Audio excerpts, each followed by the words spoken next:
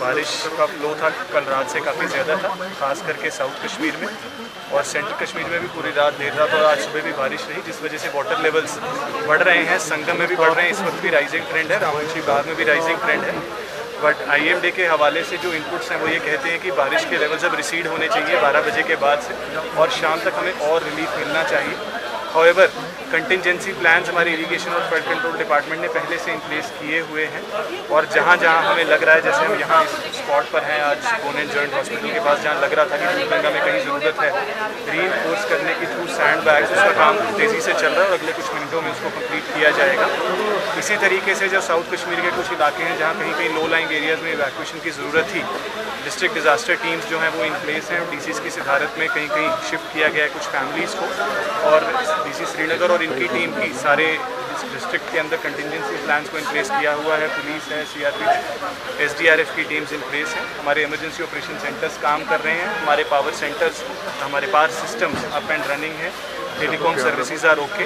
Hopefully things should be reasonable in the next few hours और so, लेकिन हम सभी को बहुत एहतियात रहने की, बहुत कॉशियस रहने की ज़रूरत है, अलर्ट रहने की ज़रूरत है। डिस्ट्रिक्ट एडमिनिस्ट्रेशन से जितनी भी एडवाइजरीज आ रही हैं उनको हम फॉलो करें, वाटर बॉडी से दूर रहें और कोशिश करेंगे हम कि जितने जो भी यहाँ हालात बन रहे हैं, जहाँ जहाँ इवॉल्विंग सिचुएशंस आ रही हैं वहाँ पे इमीडिएटली मौके पर रिस्पॉन्ड करें। सर यहाँ पर ऐसे इश्यूज़ आते हैं, जैसे पिछली बार पिछले हफ्ते भी हमने देखा कि कुछ राजबाग में कुछ इश्यूज़ आए थे, पंपोश कॉलोनी में कुछ इश्यूज़ आए थे जहाँ इनंडेशंस हुई थी।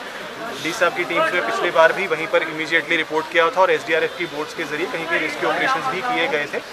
आज के जो हालात हैं इस वक्त कुछ ऐसी बहुत मेजर स्केल इनंडेशंस नहीं आई हैं। अगर ऐसी कुछ ज़रूरत पड़ती है तो उसके लिए इमीडिएटली जो रेस्क्यू टीम्स हैं वो इन प्लेस हैं और इमीडिएटली रेस्क्यू किया जाएगा। हमारी मैजिस्ट्रियल टीम्स भी इन प्लेस हैं ताकि लोगों को वो इन टाइम अलर्ट करेंगी। अगर वो अपने लेवल पर भी कहीं मूव करना चाहते हैं एज अ प्रिकॉशनरी मेजर वो कर सकते हैं, लेकिन वो डिसीजन बिल्कुल इमीडिएटली और एज पर दी इवॉल्विंग सिचुएशन लिया जाए। तो DC कुलगाम की जो टीम है वो कल रात से ही एक्टिव है और कुछ तकरीबन 9 ऐसे विलेजेस थे जहाँ पर हमें रेस्क्यू करना पड़ा। तकरीबन 2,500 लोग हैं, उनको कहीं कहीं रिलीफ शेल्टर में शिफ्ट करना पड़ा। कुछ लोग अपने रिलेटिव्स के पास भी शिफ्ट हुए क्योंकि वैशू नाला के अंदर जो फ्लो था वो ज़्यादा चल रहा था, डेंजर लेवल्स के पास था। अभी भी इस वक्त भी जो है बारिश के हालात साउथ कश्मीर में बने हुए हैं, पर जो IMD का अनुमान है कि अगले कुछ घंटों में काफ़ी उसमें रिलीफ मिलने की ज़रूरत है। बट फिलहाल अनंतनाग में और कुलगाम में जहाँ जहाँ लो लाइंग एरियाज़ में इनंडेशन हम महसूस कर रहे हैं वहाँ पर जो है इवैक्यूएशन जो प्रोटोकॉल्स हैं उनको लागू किया है। सिचुएशन जो है बड़ी डायनेमिक है, जैसा हम देखते हैं वाटर लेवल्स अगर इस वक्त बढ़ रहे हैं, लेकिन जो अगर IMD के फोरकास्ट के हिसाब से चलें और शाम को रिसीड होने शुरू होते तो मैं समझता हूं कि सिचुएशन वापस से नॉर्मल की तरफ जाएगी।